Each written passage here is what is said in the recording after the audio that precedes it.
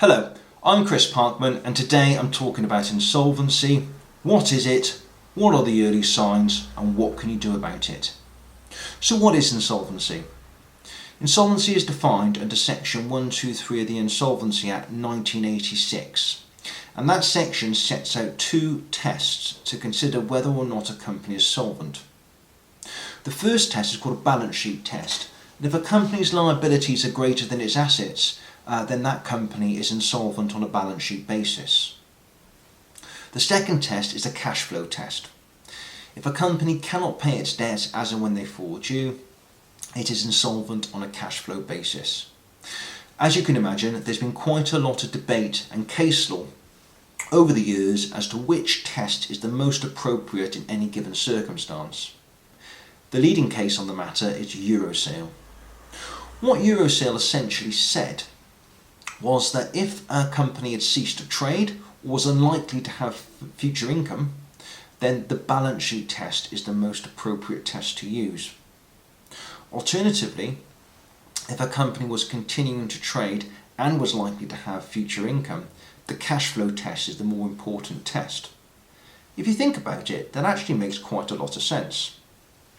A lot of companies, particularly younger companies, often borrow money from banks to fund new product lines, working capital, general expansion, whatever.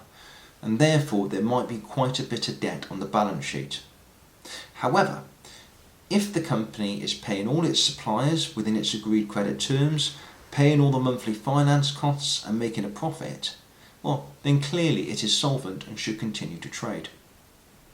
So what are some of the early signs of insolvency? For me, one of the earliest signs of insolvency is where a company cannot pay its suppliers within the agreed credit terms. If a company was to find itself in a situation where its suppliers are constantly chasing it for payment, and it's having to pay a little bit to that creditor, a little bit to that one, a little bit to that one over there, in order just to pay them just enough to keep them all at bay, then that is likely to indicate to me that that company is insolvent on a cash flow basis. Also, it's not just about current liabilities, but also future liabilities as well. For example, corporation tax. Corporation tax is payable 9 months after the year end.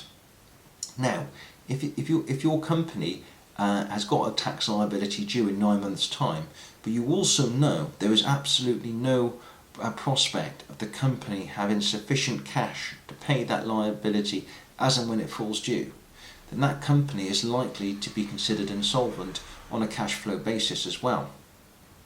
Some other signs of insolvency could be that creditors are threatening or actually issuing court claims against the company. Perhaps a court claim has already been issued and judgment has been made.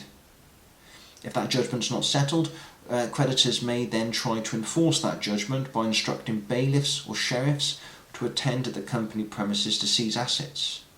In these sorts of circumstances, it is likely that the company would be considered insolvent. A couple more serious signs of insolvency would be if creditors have issued or threatening to issue statutory demands or winding up petitions. If a statutory demand or winding up petition has been issued and the company cannot settle that liability straight away, it is inevitable that that company is insolvent and action and advice is urgently needed. So, if a company is insolvent, what can you do? In my view, the first step is always to speak to creditors and take advice. The key issue in my view is speak to the creditors. Quite often, if you take action early and speak to creditors early enough, there's enough goodwill and support there for informal payment plans to be agreed, payment breaks or something similar. And if that is the case, it may well be the company could avoid taking formal insolvency action and can simply trade out of its difficulties. Of course, sometimes that's not always possible. Perhaps there is one dissenting creditor who just will not agree to anything and is forcing the issue, or maybe there are too many creditors to get individual payment plans with. In that case, something like a company voluntary arrangement may be a good option to consider. Company voluntary arrangement is basically an agreement between the company and its creditors to pay the liabilities over a 3 to 5 year period, and can be a really good way to save a viable business as a going concern.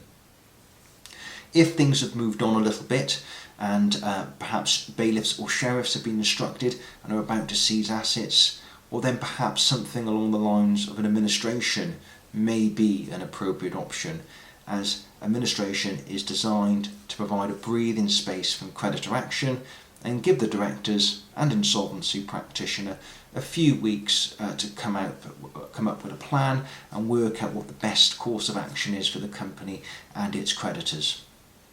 Sometimes liquidation is inevitable, and there are two main types of liquidation: compulsory and voluntary.